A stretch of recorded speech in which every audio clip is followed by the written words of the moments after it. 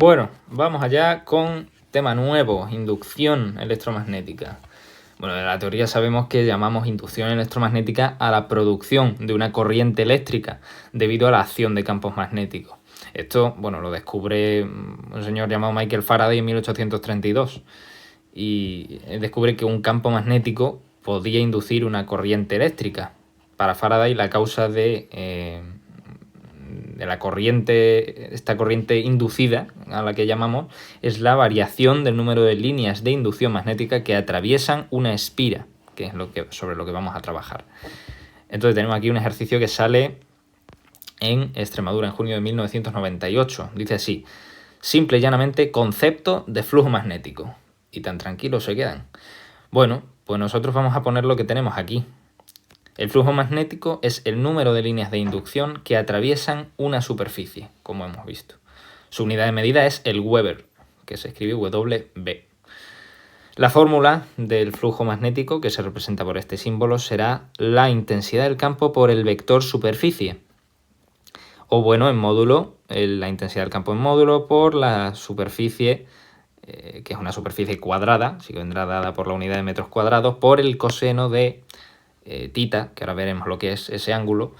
Y bueno, para una bobina de n espiras tendremos que será la misma expresión, pero multiplicado por el número de espiras en concreto que tengamos en un solenoide, que es un conjunto de espiras, como hemos visto en la teoría, donde ponemos debajo, explicando la fórmula, S vectorial es un vector cuyo módulo coincide con el valor de la superficie y su dirección es perpendicular a esta. Si tenemos la superficie de una espira, la he hecho cuadrada porque hablamos de superficie, a mí por lo menos me sale instintivamente pintar un cuadrado, pero tenemos una espira y el vector superficie será perpendicular a esta, o saldrá o entrará en el sentido del papel. Vale, vale, coma, y su dirección es perpendicular a esta, tal, vale, sí.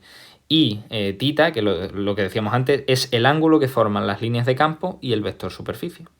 Eso es todo. Si tenemos un solenoide formado por muchas espiras, lo voy a poner, que si no se me va, lo voy a poner así. Tenemos un solenoide, la superficie será esta de aquí, tendremos un vector superficie que irá así, en esta dirección y sentido, y pues, el campo magnético, tita, es simplemente el ángulo que forman las líneas de campo y el vector superficie.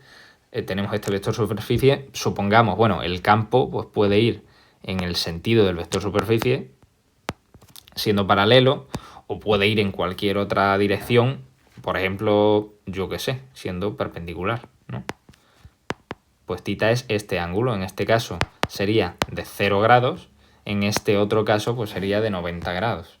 Bueno, pues ponemos debajo que pueden ocurrir dos cosas, que si el campo es perpendicular a la superficie, como ocurre en este caso, tita va a ser 0 grados.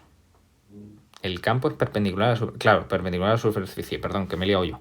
Claro, el campo es perpendicular a la superficie igual que el vector de superficie, que también es perpendicular, porque tomamos como superficie la espira. Entonces, la superficie de esta espira, que sería el plano, si lo miramos desde este lado, sería el plano de la espira. Bueno, el vector superficie es perpendicular, el del campo también, entonces tita vale 0 grados. Por tanto, el coseno de 0 sabemos que es 1 en esta fórmula, así que nos quedará que el flujo magnético será el máximo, será el módulo de la intensidad del campo por el valor de la superficie.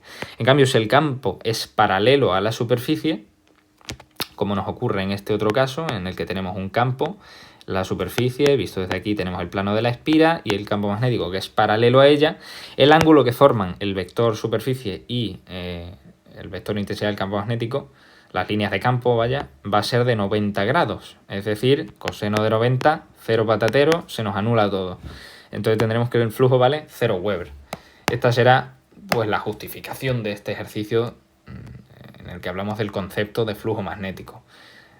Tenemos que recordar que hay que poner la fórmula y hablar un poco de lo que nos puede ocurrir dependiendo de cada una de las variables.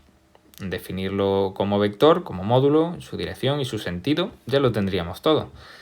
Pues yo espero que os haya sido útil.